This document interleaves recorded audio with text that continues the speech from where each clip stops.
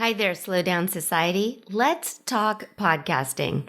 Have you ever wanted to start a podcast of your very own? I wanted to alert you that Riverside.fm is the leading podcast and video creation platform. It's just as easy to use as Zoom. And trust me, I am not techie. I think we all know that. But this is super easy to use, and they even have a mobile app. Also, a super crazy cool feature about Riverside.fm is that after you record, you can easily grab clips and sound bites to share across your social media channels.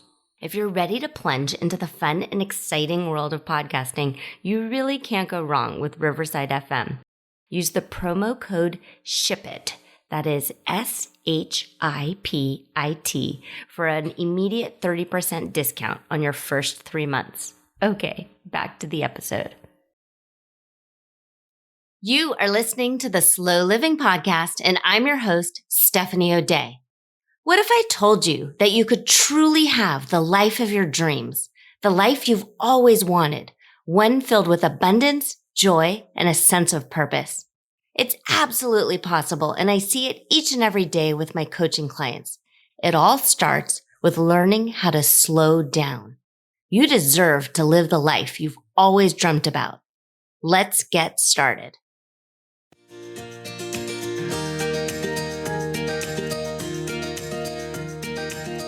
Hi there, Slow Down Society. Steph here, and this is episode number 19 of the Slow Living Podcast. I am so happy that you are here. We are going to talk intermittent fasting today. And intermittent fasting, essentially how I think it really sort of translates into the best kind of self-care that you can do for yourself. And a huge part of slowing down, a huge part of paying attention to what you want out of life and trying to create this life of your dreams, which is what I'm all about. And hopefully it's what you're all about if you're here listening, is you're meant for something more. And I want you to just stop and to pause and to take a deep breath. And don't just keep doing what you're doing, but figure out where it is you're going. What is it you really want out of your life? And for me, I want to be strong. I want to be healthy. I want to live a life of purpose and joy. I want to pop out of bed each morning, super excited and ready to take on the day. And in order to do that, in order to serve, and in order to be the kind of mom that my kids need me to be, I need to take care of myself. And the absolute best and, ironically enough, easiest way to take care of myself is to pay attention to the food that I'm putting into my body and not eating when I'm not hungry. And that is literally what intermittent fasting is all about. So I wrote a book about this. I wrote 2, 4, 6, Eat, Intermittent Fasting Simplified. And so today I'm going to read you some excerpts from that book. And it came out in, I think, the summer of 2020. Actually, I think I wrote the book in the summer of 2020, and then it came out on Amazon in the fall of 2020. It's a short read, super easy. You can get it on Kindle. You can get it on Amazon. If you want instant PDF, you can buy it on my website, stephanieoday.com. I've really found that the best way to sort of take charge of my health is by slowing down and paying attention and not just eating for the sake of eating and not just eating because everybody around me was eating or putting food in my body because the clock said it was a certain time of day, but just actually being in tune and paying attention. And many people get into intermittent fasting because they actually have extra body weight that they're trying to shift. And when I first started goofing around and reading about it, my absolute favorite researcher is Dr. Jason Fung. And he's got quite a few books, but he wrote The Fasting Code and The Obesity Code. And if you want all of the science-y stuff around intermittent fasting, go for it. Read it and kind of dive in. I am not a spreadsheety kind of person. I am not a super sciencey kind of person. I just want the bullet points of what works and what doesn't work. And so that's what I tried to do in 246 Eat. So I knew when I wanted to sort of take charge of my health, that the trajectory that I was on wasn't something I wanted for my life. I could tell in my early 40s, gosh, Steph, if you continue this way, you will gain weight every year, just a little bit every year. I could tell that my metabolism wasn't where I wanted it to be. I've joked before with you, and I'll say it again. I'm frugal. I am Scottish, and there was no way I was going to continuously buy new clothes. I'm perfectly happy with the clothes that I have in my closet from the mid 90s. And I've got clothes that I bought when I graduated high school. And those are the clothes if there's no holes in them, and I'm perfectly happy continuing wearing them. So I didn't want to agree with the inevitability of continuing to gain weight in my 40s, 50s, 60s. I didn't want to. And so I started doing an awful lot of research and reading about intermittent fasting, and the women that I looked up to who appeared to be naturally thin and naturally fit were intermittent fasters. They may not call it that, but that's just what they happen to do. And I started paying attention, like, we're all kind of sitting in this restaurant eating right now, but so-and-so over there, she's kind of having a black coffee and is just super happy talking and joking around, but she's not necessarily eating. And so I just started being very, very aware. And so I wanted to kind of figure out what my why was. And that is the first thing that I would ask you to do. So if you know that your health isn't where you want it to be, and you know perhaps you've got some extra weight that you want to shift, or you're not sleeping as well as you want, or you can feel that your hormones are a little off, maybe you've got brain fog. So figure out your why and write it down, and not your why because of like societal pressure, but your why, and only you know. And so for me, honestly, a lot of it was kind of vanity. So I only had about 10 pounds on my frame that I wanted to shift.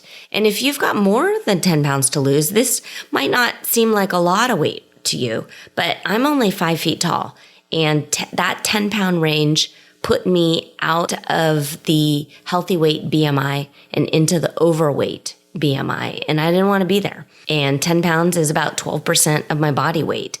And so it actually takes a lot of motivation and determination and self-care and discipline to lose 12% of your body weight. And so I've done it a few times, and I've learned that the older I get, the harder it is to lose those last 10 or so pounds.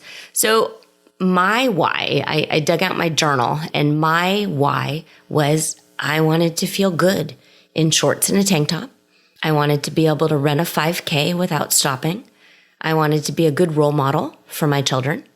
I wanted to feel invigorated and energetic throughout the day.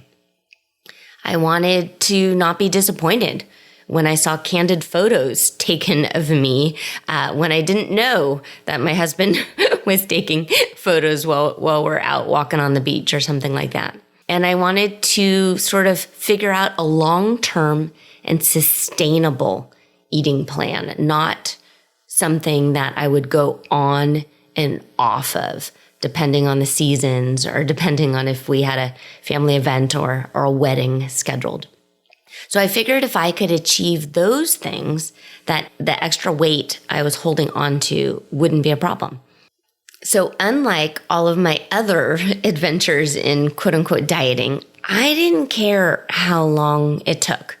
I wanted to just finally feel good in my skin and feel healthy. I also wanted to be able to eat what I wanted, when I wanted. Well, not necessarily when I wanted. And I didn't want to remove large portions of normal food, so American Eat type food from my everyday diet. So like most Americans, I've dabbled with low carb and keto diets and calorie counting, and I was successful while I stuck with it, but I knew it wasn't a long-term sustainable approach and how I wanted to live my life for the rest of my life. Because quite frankly, I simply like food too much, and I'm not good with any sort of deprivation. If you tell me I can't have something, I've got the personality that will try and prove you wrong, and I will look for the loophole. So, and I didn't want to personally do any sort of counting forever. I didn't want an app for counting calories or carbs or Weight Watcher points. Because while those tools might work, I knew I personally wanted a lifestyle that I could do forever and ever and ever. And I didn't want to have a crutch that I needed to pay attention to, like daily inputting. And also for me, I would sometimes feel as if I failed if I forgot to log something into MyFitnessPal or something like that. So all in all, when I decided I was going to kind of dive into intermittent fasting and embrace it, I ended up losing 12 pounds in a year and 12.75 inches off of my body. And my fat percentage went from about 32% to 25.8%. And I am happy to report that I can easily run a 5K without stopping, and I can keep up with people much younger than me in yoga classes. I sleep really well. We talked about sleep in the last episode. I've got a lot more energy than I used to have, and I don't have kind of these random hormonal chin, like cystic acne that I used to get on a regular basis. And that's really because my hormones are much better and in check now. I feel comfortable wearing shorts and a tank top, and I'm no longer immediately cringing when my children or husband take photos of me when I'm not in a sort of perfect contorted pose. I am a very typical wife and mom in her mid-40s. I've given birth to 3 humans. I do have cellulite. I do have a saggy stomach when I'm in plank, but it is who I am, and I'm perfectly comfortable with it. So that's from the vanity standpoint. But let's talk about the health benefits, because there's quite a few positive health benefits that occur when you're in a fasted state versus a fed state. So this is from the Obesity Code with Jason Fung. So when you intermittent fast on a regular basis, right away, you've got reduced visceral and subcutaneous. Right away, you have reduced visceral and subcutaneous fat, reduced basal plasma glucose, reduced basal plasma insulin, reduced basal triglycerides, an elevated basal human growth hormone, elevated basal glucagon, elevated rate of autophagy, a slight increase in your total body metabolism, and improved insulin sensitivity.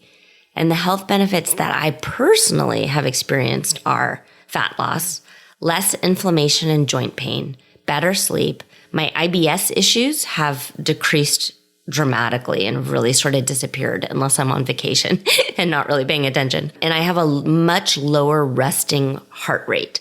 My resting heart rate went from high 70s to low 80s to mid 60s. And every once in a while, it's quite low and it's like 56, which is fascinating to me. And then anecdotally, the following kind of positive results have been reported from readers and coaching clients who have followed along in 246 Eat.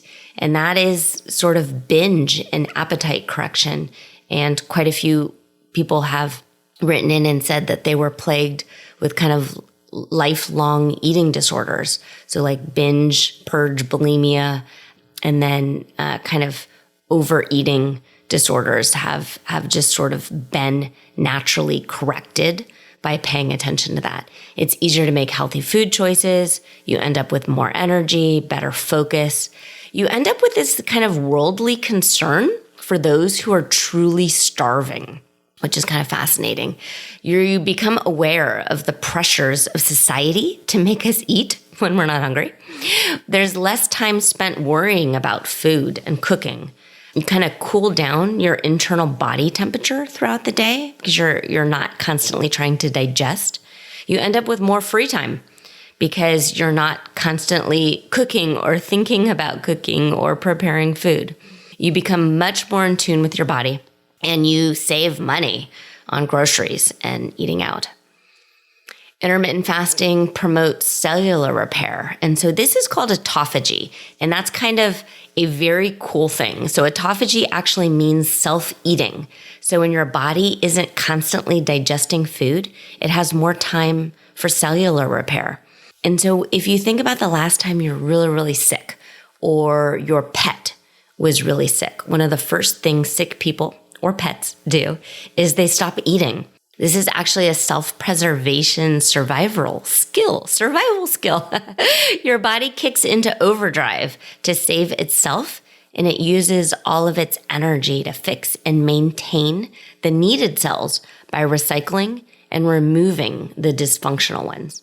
And this is a really good thing. Fasting also promotes the production of human growth hormone, and that is a hormone that's super active when you're young, but it naturally begins to slow production as we age, and fasting sort of kickstarts it again. Obviously, fasting helps you lose stubborn belly fat, and I think we all know that belly fat is just bad for you. So even people at a normal weight should be worried about the fat that accumulates in the belly, because that means that you probably have visceral fat surrounding your vital organs. And so the fat sort of congregates around your organs first and then kind of pushes out in your skin in this sort of protruding belly. Okay, so intermittent fasting and inflammation in joints. I didn't think that this would happen for me. I thought this was sort of like an old wives' tale, and anecdotally, I had heard about it over and over again. And it wasn't until I experienced it that I'm like, this is really a thing. But I've had knee, hip, and plantar fasciitis pain ever since having my last baby. And she's 12 now. And I had gone to quite a few different doctors who x-rayed and just told me that it was arthritis and it was from overuse and it wouldn't go away. The first time that I was told that I had arthritis, I was only in my early to mid 30s. And I honestly thought I was way too young to be troubled with arthritis, but just sort of agreed with the doctors and took them at their word.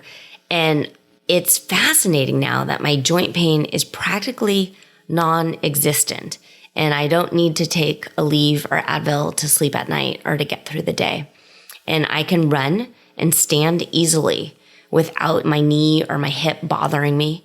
And it took about 6 weeks for me to notice that my hip was not hurting at night, and another 3 months or so for me to be able to walk and run without needing to stop every few feet to crack my left knee. And I can tell now that if my knee starts acting up or if my hip starts acting up, it's because I've sort of let my eating windows, my feeding windows expand, and I've been having an awful lot more sugar than I need to.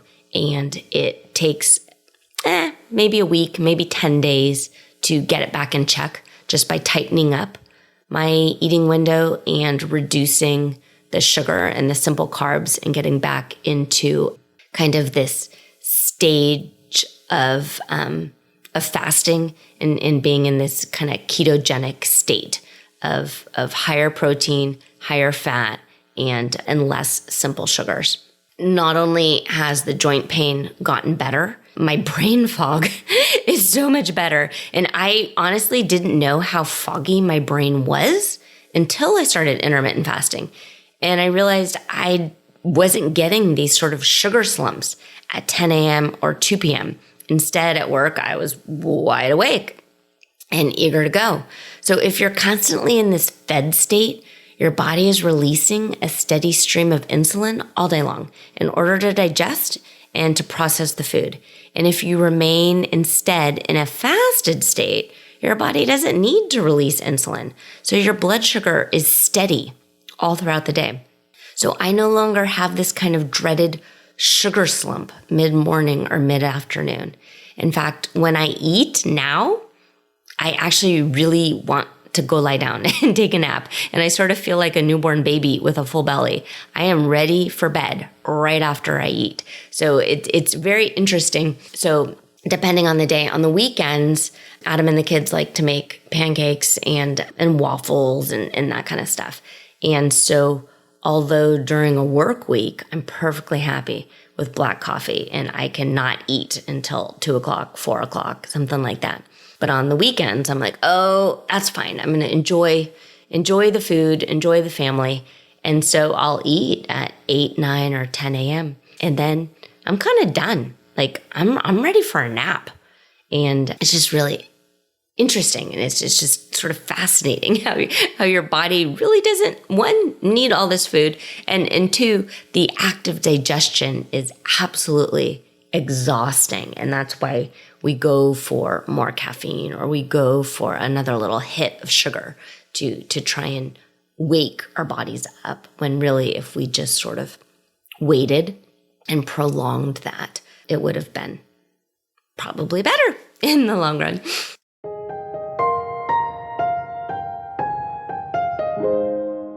Are you wondering if you're on the right path?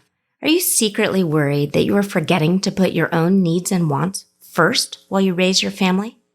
What if I told you it is not too late and you really could have the dream life you've always wanted, and all it would take is a few tweaks to your mindset? Each week, I have a few open slots for free coaching calls. Together, we can decipher your most challenging mindset block and clear it away so you can live out the life you've always wanted. You can sign up at stephaniodey.com/mindset. You should hurry because I'm not sure how long I'm going to have this available for free, and I'd hate for you to miss out. The URL again is stephaniodey.com/mindset.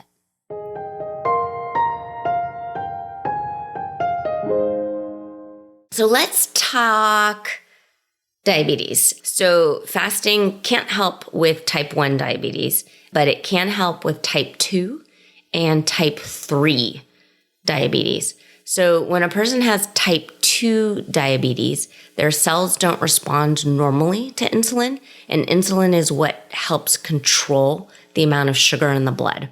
So more than 30 million people in the US alone have been diagnosed with type 2 diabetes, and 90 to 95% of them end up with this high blood sugar level that damages the body, and it leads to other health issues such as kidney problems, vision loss, and heart disease. And obviously you need to consult with your doctor and do not stop taking your insulin in any way. But you can, after consulting with your doctor and after starting to lose weight and getting your blood sugar in check with intermittent fasting, many, many, many people have been able to eliminate their type 2 diabetes right away. And if you want research on that and you want some testimonials, the best site is Dr. Jason Fung's books. And then his website, I think, is called The Diet Doctor, which sounds like a spam site. But dietdoctor.com is Jason Fung's site where he talks about how he can reverse type 2 diabetes in his patients. Type 3 diabetes is kind of a relatively new term, and I first heard that from Gary Taubes. And Gary Taubes has written quite a few books. He's written The Calorie Myth, and he's written Why We Get Fat and What to Do About It, which is one of my favorite books, and that's got a red cover and just fantastic book. But type 3 diabetes, researchers are beginning to believe that Alzheimer's can actually be linked to insulin resistance. And type 3 diabetes occurs when neurons in the brain become unable to respond to insulin, which is essential for basic tasks, including memory and learning. So it sort of led them to believe that insulin deficiency is central to the cognitive decline, which happens with Alzheimer's disease. And in our family, we do have Alzheimer's disease, and we do have cognitive impairment that happens later in life. And so I'm really aware of that. And if there's anything I can do on my end to sort of ward that off, I am all for it. All for it. Anecdotally, there's been a few other benefits that I have had and readers have written in. Benefits that I've had happened. I ended up having a smaller shoe size, which is kind of interesting. So I've always been size 6 shoe. My feet have kind of shrunk now down to size about 5.5. And I think that's because a lot of the inflammation that was around the joints in my feet have lessened. I happen to have thicker hair and fingernails. Some people have written in and have said that they've got better eyesight, a reduction in seasonal allergies. I have not had this, but I had a woman write in saying that her hair had gone prematurely gray and it is starting to turn brown again. So if you have had any positive results, I would love to hear from you. Write into me. I think that is just wonderful and fascinating. I want to share a reader question. Actually, not a reader question, a listener question. So let's pause for a second and let's listen to a question from Sherry, who left a voicemail online. Hi, Stephanie. I wanted to thank you for your ideas about fasting that you shared in your book. My name is Sherry. My husband and I have each lost 10 pounds. My question to you is about what do we do now that we have lost some weight? Do we keep fasting each day? Thank you for your time and for your help. I have been reading your emails ever since I first saw you on Rachel Ray. Okay, Sherry, that is a great question, and congratulations. I hope you and your husband are feeling better and have kind of a new lease on life. I am so happy that this has worked out for you. To answer your question, I am very much of the mindset of if it's not broke, don't fix it. So if you're at your ideal weight right now, then just keep doing what you're doing. But if you want to relax a bit and extend your feeding window, maybe have more 6-hour days versus 2-hour days, then just go for it. And listen to your body. If your favorite jeans start to get tight again, then maybe sort of rein in your feeding window. But one thing you're going to notice as the body fat starts to fall off is that you're going to get leaner, and you may find that the scale stays the same, but your clothes fit better. So after a certain amount of time, it's actually better to pay attention to your measurements than the scale. And the scale might actually go up as you gain more lean muscle mass. And that's normal, and it's a very good thing. So if you can, try and focus on how you feel and how your clothes fit once you've hit your goal weight. So I hope this helps a bit, and congratulations. I think that is just fantastic, and I'm so excited and happy for you. So the name of the book that I wrote is 2, 4, 6, Eat. And that's because for me, I don't focus on the length of the fast. So when you first start reading about intermittent fasting, people talk about 16-hour fasts or 20-hour fasts.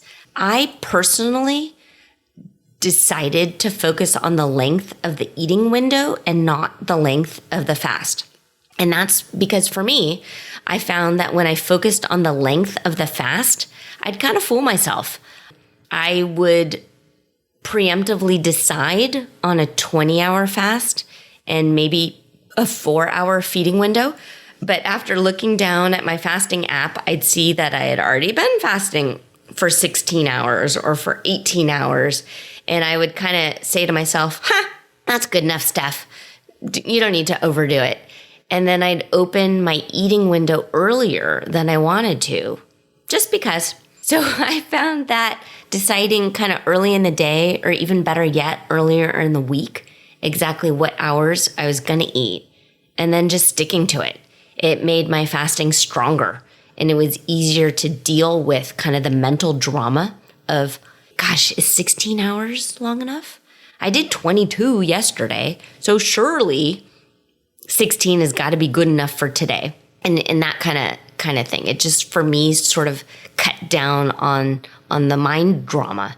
And also, fasting by choosing your hours to eat, it means that you're kind of constantly switching it up, and your body will end up responding better and faster because it's a way to beat out homeostasis.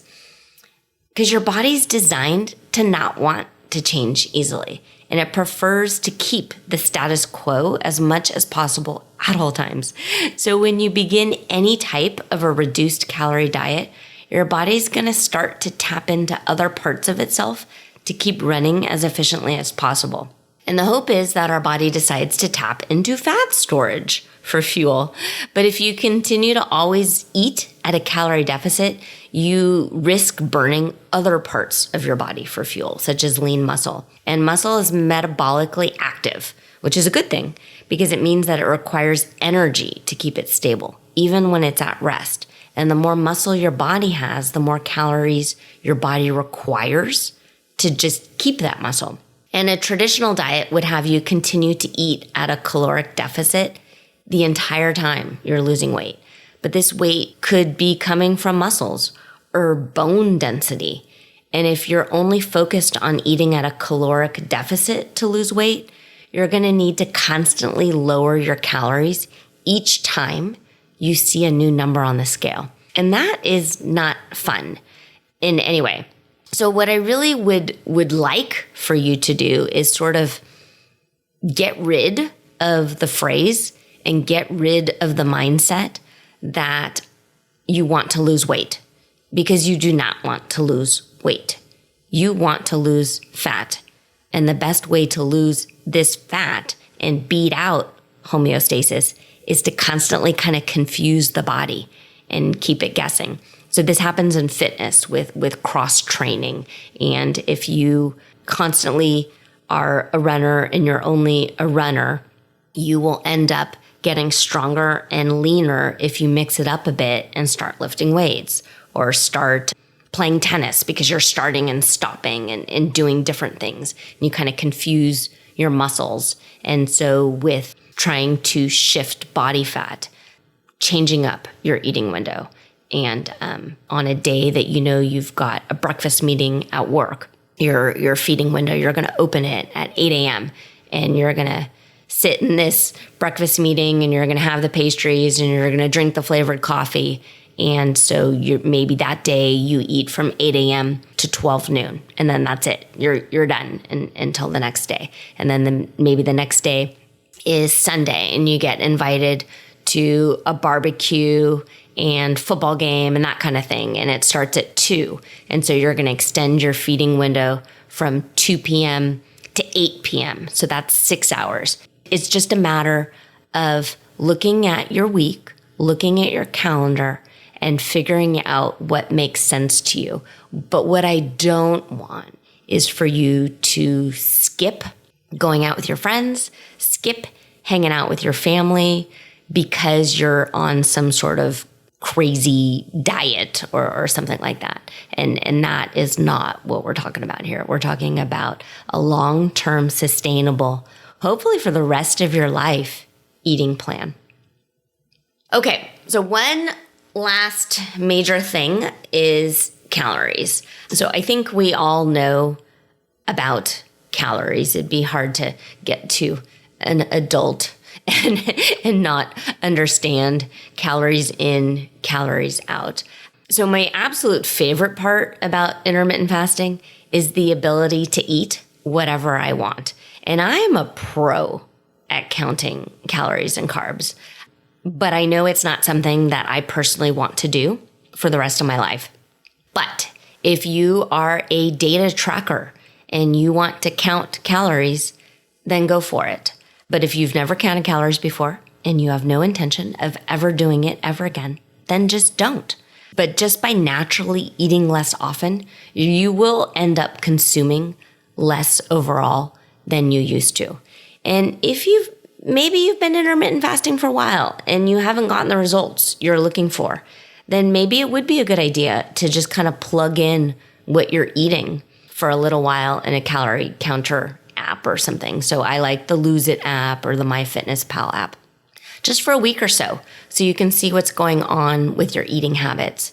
And then you can see what you might be able to tweak. It might be something as simple as just foregoing the extra slice of pizza or whatever it is. I'm using pizza as an example. So I like to feel full. I'm a volume eater. So my absolute favorite meal of all time is a great big huge honkin' salad with meat sprinkled on top and blue cheese and a really nice thick creamy dressing. And I will make a very large bowl of salad. And I'm very full when I'm done eating it. But if you plug it into a calorie counter, even if I toss a hard-boiled egg in there, it ends up being about 500 calories, maybe 600 calories total. And that's it. Even though I am very, very, very full. So just kind of pay attention. If you find that you are snacking on handfuls of pecans throughout the day or walnuts or something really kind of calorically dense, it might just be swapping that out for a few days and seeing if your clothes start to feel a little bit better. Another thing, so I'm talking about the calorie counting. One great thing about intermittent fasting is that it creates this sort of intuitive eating, because I want you to just listen to your body.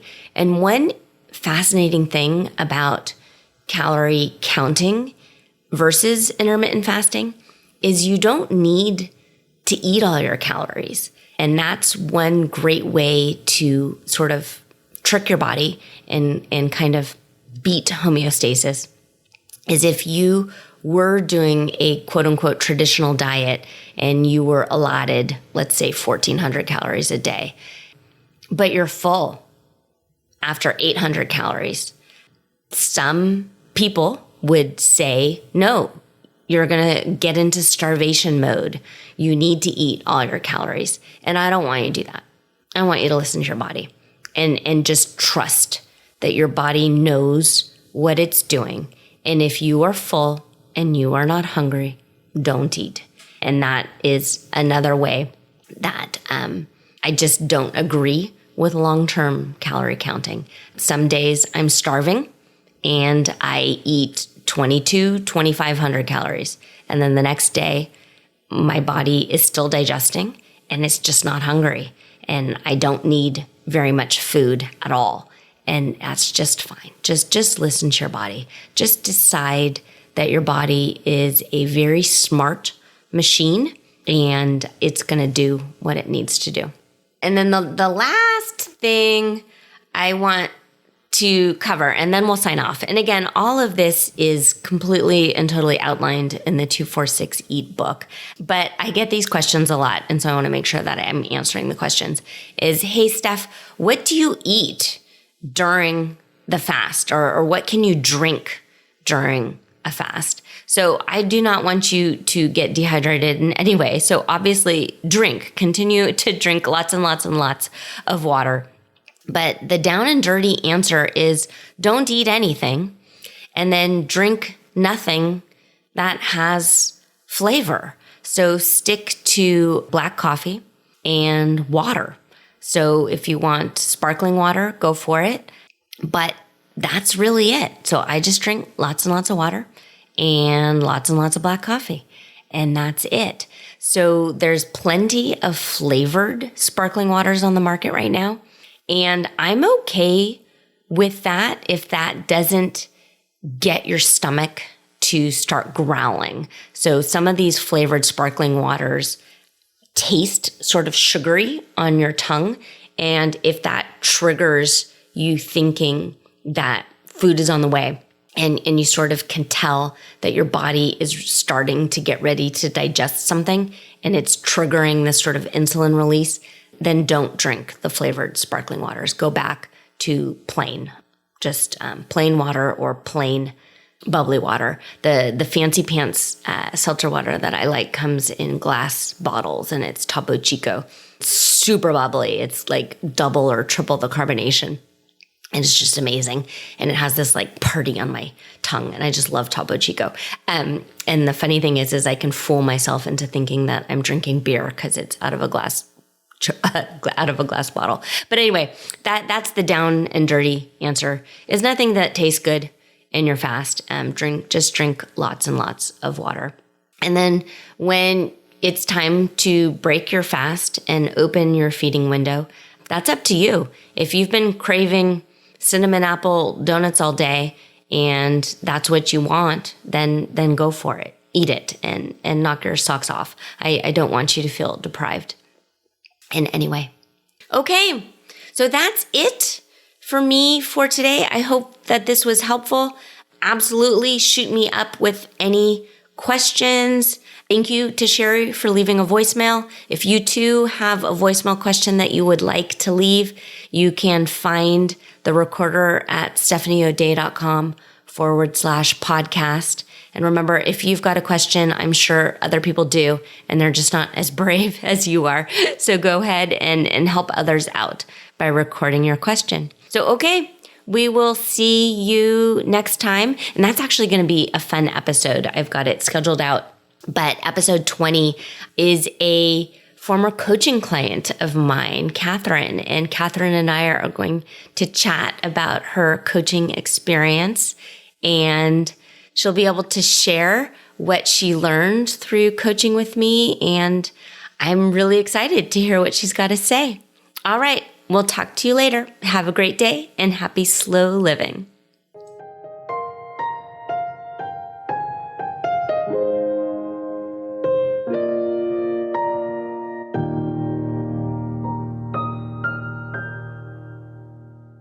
Do you have a slow living story to share? Leave me a voicemail at stephanieodea.com/podcast with any questions, comments, feedback, or testimonials, and I will be sure to include it in an upcoming episode. Also, if you found value in this episode, please share it with your family and friends and subscribe through your favorite podcast provider. The more you share, comment, and leave positive reviews, the more people we can reach and share the slow living lifestyle and messaging. Thank you, Slow Down Society, and have an absolutely wonderful day.